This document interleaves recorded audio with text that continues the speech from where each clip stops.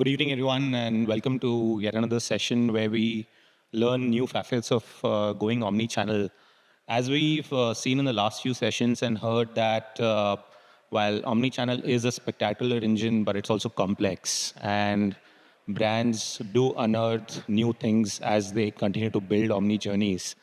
The start's equally important as much as the journey. And over the next 20, 30 minutes, we will learn through the experience of founders like Sumit, Harshil, and Gaurav, who've learned that journey of what really was the right time, what worked in their favor, and what didn't. Welcome, Sumit, Harshil, and Gaurav.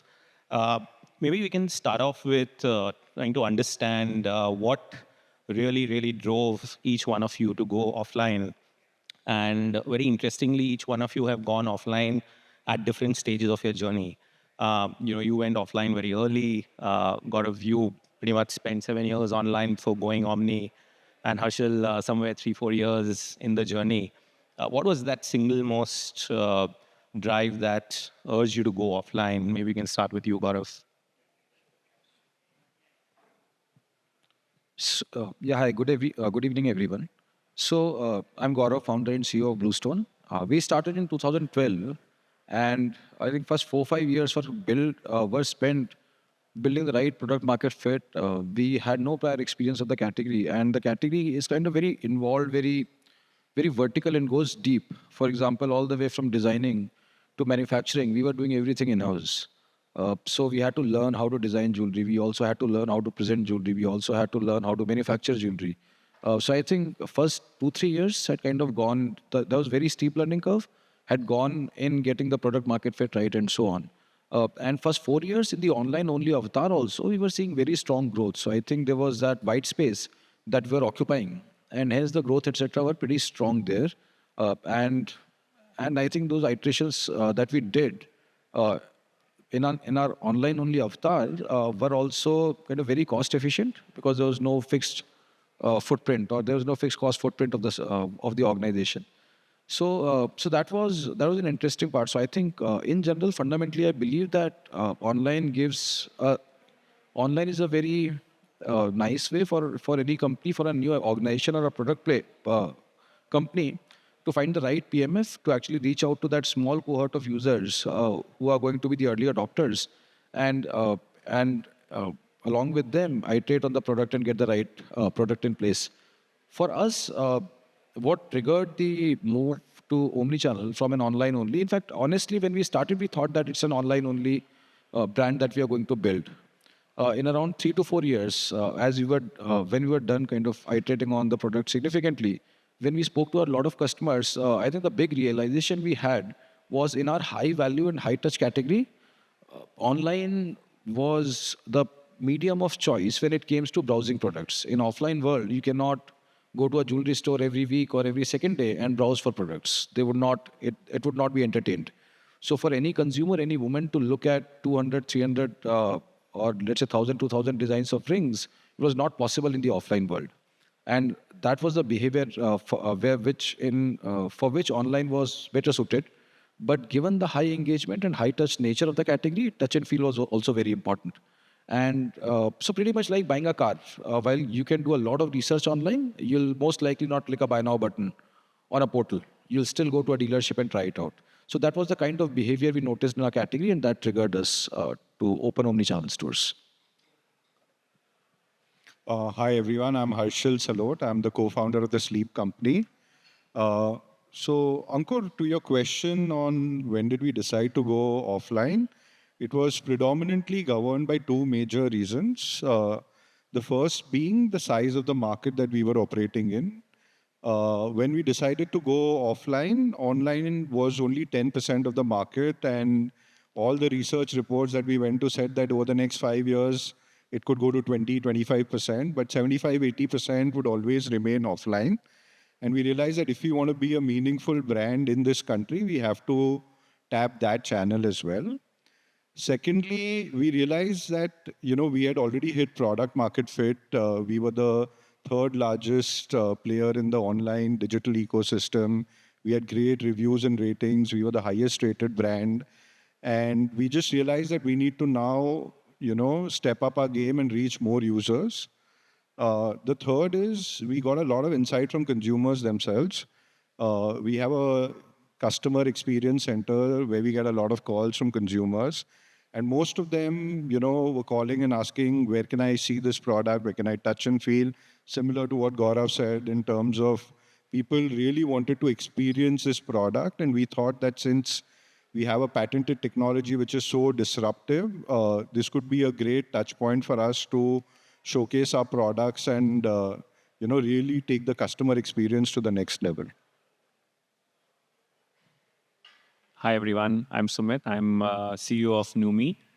So I think our journey was very different from both these master people. I think we started journey and 8th month of the business we decided to go offline or omni-channel. I think two main consumer feedback that we got. I think first was that people thought the pricing we were selling at, it was too good to be true in online world. So a lot of people used to write that RV is scam, and that it really used to boil my blood. Every single day, I used to tell my team, can I stop this? And I think the first learning was that we had to go offline and open the first store. And the picture of success was very clear. I don't see anyone calling me scamsters. So moment I opened my first store, the scamster word was out of the Instagram picture. So it helped me to build my little bit of better brand, I would say. Second thing is when we opened the first store, I think being we are four founders and we were thinking of always been online first company. I think we were taken aback. The kind of feedback, the kind of insights we could get at a store. Unfortunately, we are four guys building a fashion brand for women. So it's already naturally a disadvantage for us.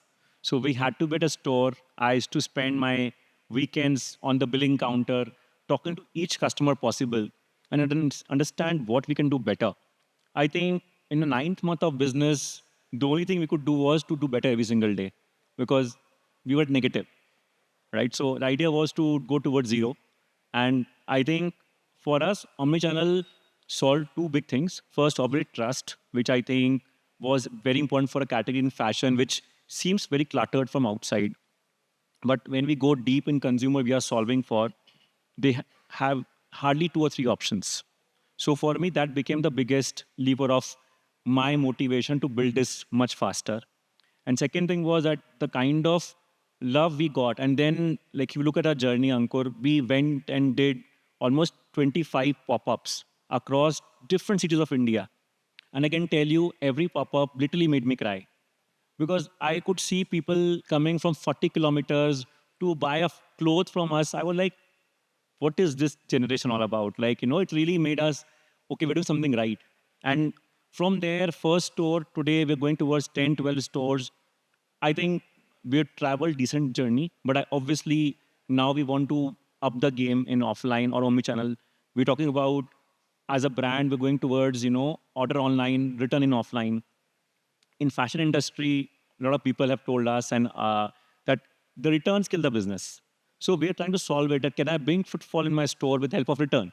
That you come in the store, return the product, but buy something new from me. So I think omnichannel for us is not about just being offline, online. I think as the time when we took offline, we took a call, we'll not go in marketplaces. So we had to pick a battle. And the battle was we'll build something which we can control from input parameters. And that was offline. In marketplace, you are at mercy of someone else. But in store of your own, I think the controls are much better. And I think it opened a complete new, I would say, the kind of mindset in founders and the team around. I think I was blessed. Great, thanks. So, Gaurav, one follow-on question there. In the hindsight, would you have possibly taken the Omni journey much earlier than what you actually did?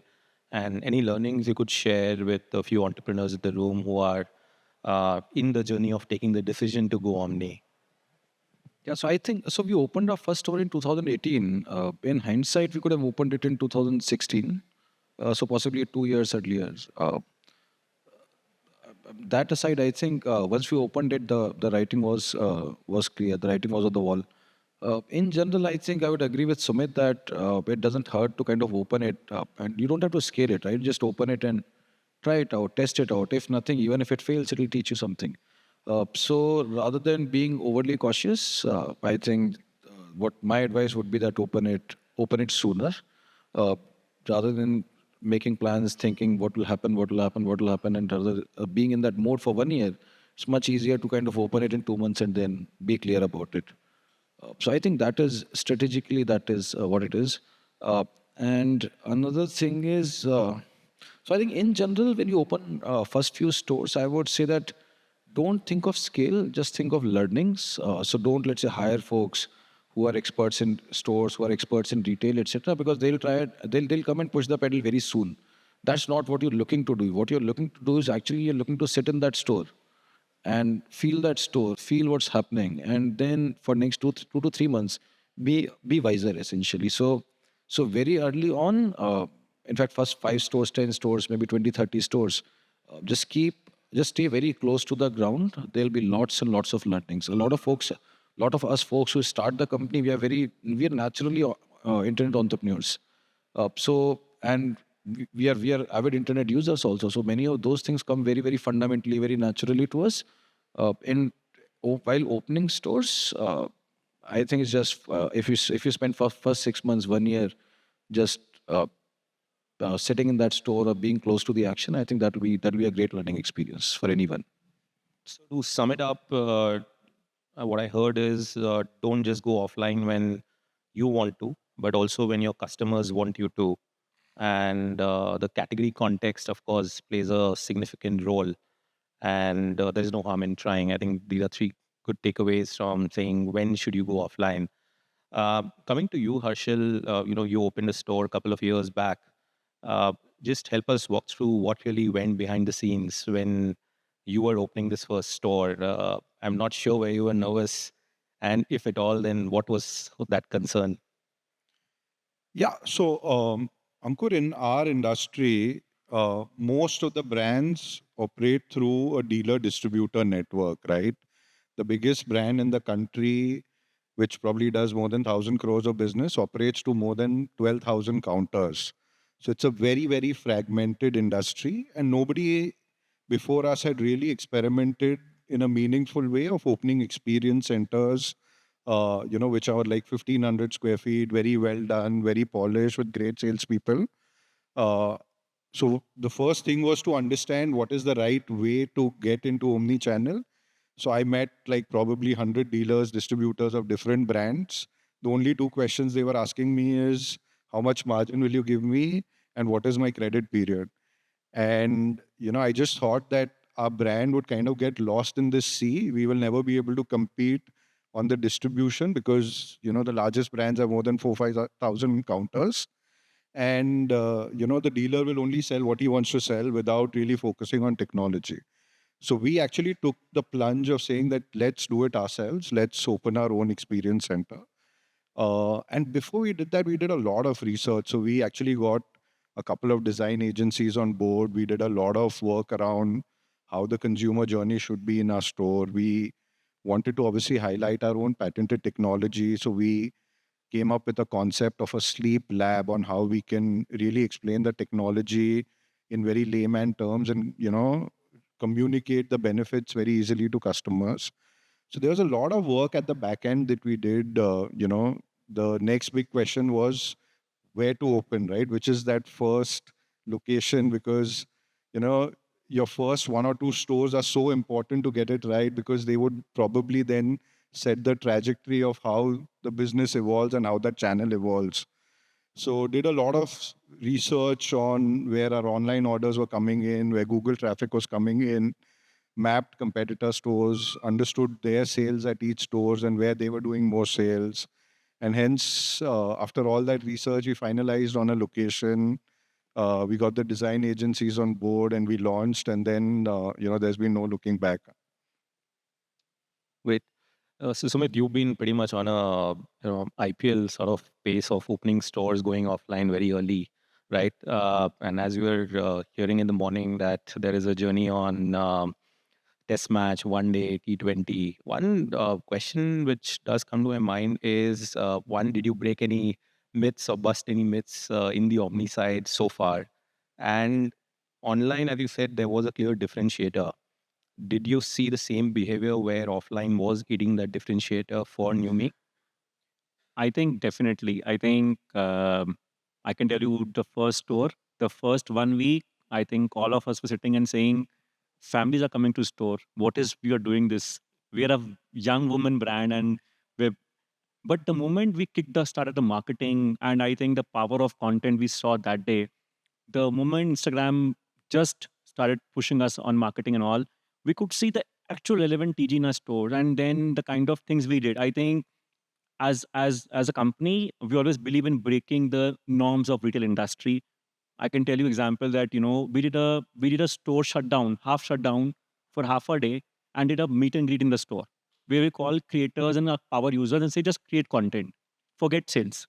That's something I think Mall was surprised to see that what is this brand doing? Like, are you guys out of mind? You're doing these kind of things, and we said it's okay. We will let go sales one day, but we will create a content which builds that hype. And especially in TG, we are solving for Ankur. We are not solving for accessibility. We're solving for aspirational. Our stores have to be well designed. The kind of I can safely say the kind of trial rooms we have built. I don't think any other brand in India have done the trial rooms we are building. Most brands they spend time on the main lookout, but trial rooms are very boring. And we changed the norm. We said trial rooms don't buy, create content. It's okay because end of the day, my vision here is that content will drive my commerce, and especially in fashion, which is high frequency purchase. And I can safely say today that the kind of footfalls we receive on weekends, we are lucky that people are coming and believing in our brand at so early stage. Uh, Thanks to the mall operators, the partners we work with, I think it has been a tough journey. While it looks very easy from outside, getting locations in the malls we want to be, it is not easy for us. It has been a tough journey, but I think as an entrepreneur, that's what you sign up for, right? You have to keep pushing the barrier every single day and open the gate for next growth, right? So I think that's our journey, and I think honestly, Ankur, it's more about, as I think Gaurav was said, it's more about your own, faith, and that faith. If you have that faith, just go and do it. It will fail, it's okay. But I think, and second thing, I think myths, I just feel that we got more confident. I don't think we broke any myth, but I think the entire offline journey just made us, I think, 1,000 times more confident on what we are building and why we are building it. So I think as a founder, that was the only validation I was seeking for. And Gaurav, in going offline, when you started the Omni journey, of course, the first 6 years you had run the whole online side. Offline Cosmos comes with a lot of different functional roles and expertise that's required. So, as a founder, how did you switch gears? What sort of role did you play in strengthening the team? What was your role when you started going offline to truly build an omni-channel brand?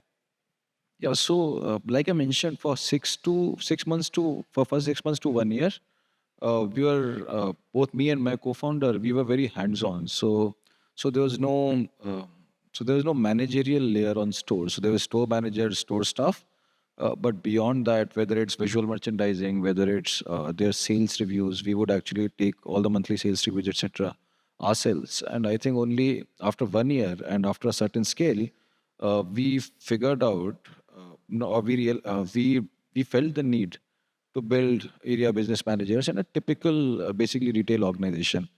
And so here's the thing: I think retail organization or retail has been around for such a long time that the entire org structure is pretty mature. So while I'm generally a proponent of finding the right org structure for your own needs, I think in case of retail, after 4 5 years, my understanding is that if you look at the existing companies that are doing well in retail, uh, 80 90% of their structure is kind of already in place. So you already know what is it that you need to build. We did few iterations. We Some of the things was, let's say, if you have area managers, should they be fresh MBA graduates? Should they be people with some experience? Should those be, let's say, some of the store managers who are actually doing phenomenally well, and so on and so forth. We tried all these things, and then we basis that we have our learnings also. What are the traits to look for? What are the kind of pedigree to look for, and so on and so forth. So while structurally it's same as what most of the other retail orgs would follow. We still did a lot of experiments so that we at least know what kind of people would fit better, what kind of people would not fit better, and so on. Got it. Got it. So maybe one last question, Harshal, before I open it up for the audience. Your online, the inventory and the entire tech system works very differently at the back end to support the front end, which is online. Now, when you went offline, it was a very different rhythm of the business. Um, One, how did you wire the entire organization to start thinking offline and online together from day one? And any significant changes you made in terms of how the organization was functioning, what key metrics were being tracked, because customer experience, as you said, was what made you believe that you went offline and you needed to go offline. So, would love to hear that. So from day one, when we decided to open our experience centers, we didn't treat it as a separate business unit or a separate channel. I strongly believe that in the end, everything is omni-channel. You can be discovered online, bought offline, or vice versa. And you will see that happening as you mature as a company, where people will even discover you offline but buy you online. So we always thought of this as D2C, as one team. And we wanted to keep everything in terms of the product offering, the pricing, the customer experience, the post-purchase journey exactly same, irrespective of which channel the customer bought us from. So we structured our teams in such a way that everybody thinks of it only as D2C and D2C business rather than having friction between online teams and offline teams and cannibalization of sales. Our idea was to look at each micro market, see our relative market share in that micro market and how we can grow that, then look at it at a city level, and then obviously at a country level, depending on our expansion strategy. So for us, right from day one, it's been one team which is driving this. There are two major parts to it. One part of it is obviously how do you drive traffic to the stores? And the second team is obviously ensuring great customer experience, conversions, cross sell, upsell, and all of those things. So that's how we think about our business. Great, thanks. I'll open it up for the audience if I have any questions. So I just wanted to know what's been your hardest challenge in terms of expansion and like choosing the right place. That's for Sumit. Yeah. I think it's a journey. As a founder, you to constantly in for a business where we are into, we want to be in the aspirational malls of India as a first step. And for that, no mall will give you a space on ground floor on day one. That's a hard reality. I can tell you today, we picked a store on fourth floor in Orion Mall, and we are the only store in that mall on that floor, and there is no one else around us. And we took a challenge that we will prove the world wrong. And today, the same mall is offering me a store on first floor, and the mall has 2 years of waiting, right? So I think for me, challenge is as a founder, keep doing what you is in your control and solve for customers. I think today I can safely say the kind of stores we are going to open now are going to be 100x better than it was, say, the first store. And I think in less than a year journey, if I'm making 100x improvement in my journey, it's a decent achievement, right? But yeah, obviously the hunger doesn't die here. I wish I could have many more big stores in India and make Numi the most loved fashion brand for the young audience. Yeah. Hi. One common theme which is coming out is that offline is sort of getting treated as a experience center rather than a sales channel. So I want to ask one question that at what stage of the brand sort of this shift happens when offline starts sort of like the brand starts looking offline as a pure play sales channel and not as an experience center. An extension to the same question is that is opening EBO a mandatory thing if we want to create an experience center, or like getting a place in MBO also sort of serves the purpose? Yeah. So I'll take it. So I think experience center is a kind of a loaded word because like any Numi store or any Bluestone store, people do experience products. But what also happens in most of the cases, people also intend to take that product then and there, and those are the habits which are built. So, for example, if you're buying a car, you would not even have an expectation that you would actually drive with the car. It'll get delivered. Let's say you'll have a waiting time of 2 months, 3 months, and so on and so forth. So, car showroom is also an experience center. If you're going to buy a book, then you would expect to actually walk away with that book. So there are expectations set in certain categories. Similarly, for furniture, you generally know that okay, it's going to get delivered in your house, and you're not going to put it in your car or top of your car and then move with it. So I think so that way each category has its own nuances. In our case, in fact, I would spin it and I would say that the website is the experience place where people actually experience the products and browse 1,000, 2,000 designs on the online before actually coming into the store and completing their purchase. So I think both online provides a certain kind of experience, store provides a certain kind of experience. Whether a person walks out with the inventory in her hand or not is a function of different categories and the codes which are built into those categories. And there was second part to that also. What was that? Why? Yeah. So what I feel EBO is very, very, very important. Otherwise, you're not an omni-channel player, you're a multi-channel player. And there's nothing wrong with that. So if you're selling on Flipkart, Myntra, if you're selling on, let's say, Apollo Pharmacy, if you're selling on a departmental store, you don't have the access to your users. You don't have your customer data, you don't have your customer behavior data handy with you, or that does not flow to you. So essentially, that's a multi-channel business, not an omni-channel business. Can I just add on the EBO? I think at an early stage, EBO is a safer bet because you are building the processes, you are building the SOPs, and if you go and I think you also want to understand, as Gaurav said, the customer experience at the setup, right? So I think what I personally strongly believe is that as any entrepreneur, any founder who's going to say open a first offline setup, it is very important to have first 2 or 3 store at least as EBO, because the kind of insights, the kind of learnings you will get, I think it will get lost in a franchisee store or any other multi-channel store.